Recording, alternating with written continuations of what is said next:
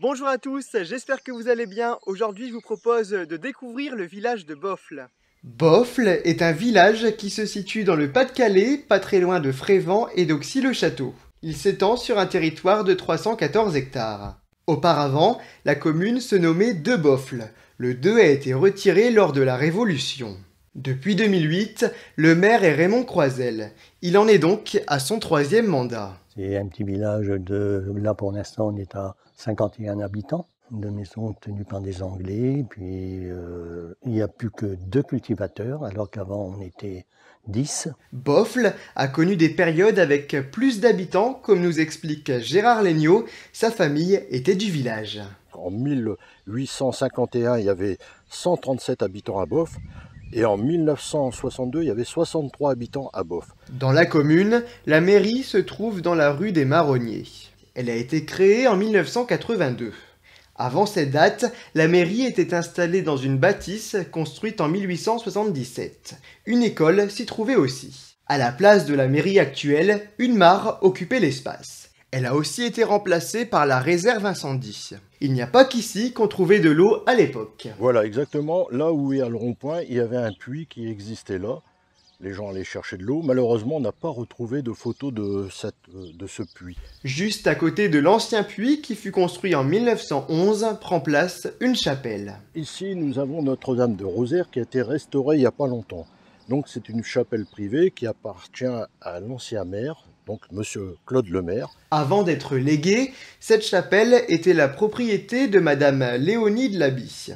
Toujours sur l'aspect religieux, une église est implantée à Boffles. Il s'agit de l'église Saint-Martin. Elle a été édifiée en 1876. Ce lieu de culte a connu plusieurs rénovations. En 1971, le clocher a été remis à neuf. Et 10 ans plus tard, en 1981, c'est le toit qui a été rénové. En ce moment, l'intérieur est en cours de restauration. Les vitraux, l'électricité, les peintures, le plafond, quoi.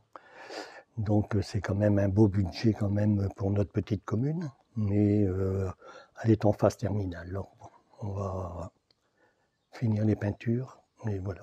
Juste devant l'église, on trouve un monument aux morts construit en 1923. Sur l'aspect religieux, on découvre également une statue qui représente Saint Christophe. Mon père avait fait mettre là pour, disons, protéger tout ce qui est piétons, automobilistes, surtout tout ce qui est voyageurs, quoi.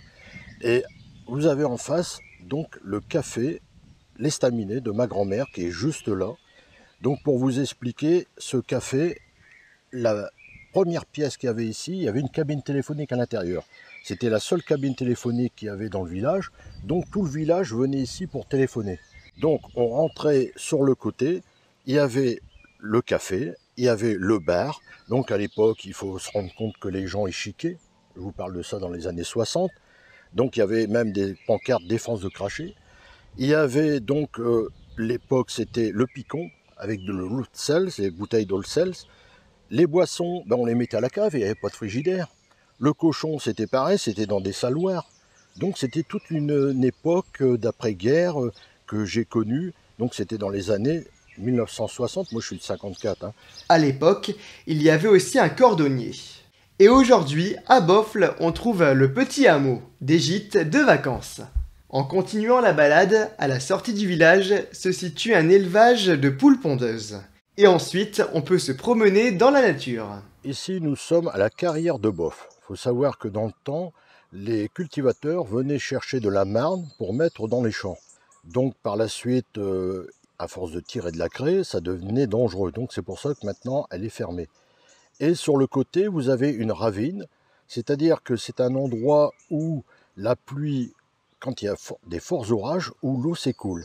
Donc il y a un terrassement qui se fait naturel. Lorsque l'on emprunte le chemin pour faire une balade, on observe des racines d'arbres. Toutes ces racines qu'on peut voir là, c'est parce qu'à un moment donné, avec le climat a changé. Donc il y a des sécheresses, il y a aussi de la pluie. Les arbres ont attrapé une maladie. Donc il y a eu des tempêtes également. Il y a beaucoup d'arbres qui se sont trouvés fragilisés, qui sont tombés. Donc ils ont été obligés de les abattre, de faire de manière à ce que, comme on voit une souche là, que l'eau puisse passer. Ils ont été obligés de dégager cette ravine pour que l'eau, la nature retrouve ses droits. Et non loin de là se trouvait une voie ferrée qui reliait Béthune à Abbeville. C'est devenu un chemin de randonnée. En revenant au village, on découvre une charrette qui a été remise à neuf par le comité des fêtes. Et vous verrez, ils ont fait des anciens outils, comme vous allez aller voir sur la place du village. Donc tout ça, ça a été restauré dans le but d'embellir le village et de montrer ce qu'il y avait à l'époque comme engin agricole par rapport à maintenant, qui n'a plus rien à voir, quoi. Chaque année, le comité des fêtes du village organise un événement. La fête communale, tout le premier dimanche de mai. Le comité des fêtes est composé de plusieurs membres. Il y a quelques conseillers et puis il y a des autres personnes, habitants de Bof. Merci beaucoup d'avoir regardé cette vidéo. À bientôt les amis.